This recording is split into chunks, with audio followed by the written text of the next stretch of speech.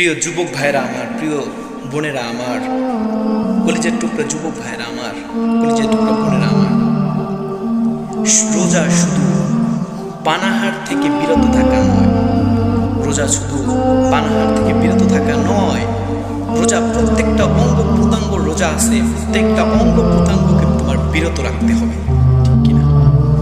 তুমি যখন প্রত্যেকটা অঙ্গ প্রত্যঙ্গকে বিরত রাখতে পারবা তখনই তোমার একটা পারফেক্ট রোজা হবে। যখন তুমি মুখকে হেফাজত করবা, চোখকে হেফাজত করবা, কানকে হেফাজত করবা, হাতকে হেফাজত করবা, পাকে হেফাজত করবা, তখন তোমার একটা পারফেক্ট রোজা হবে।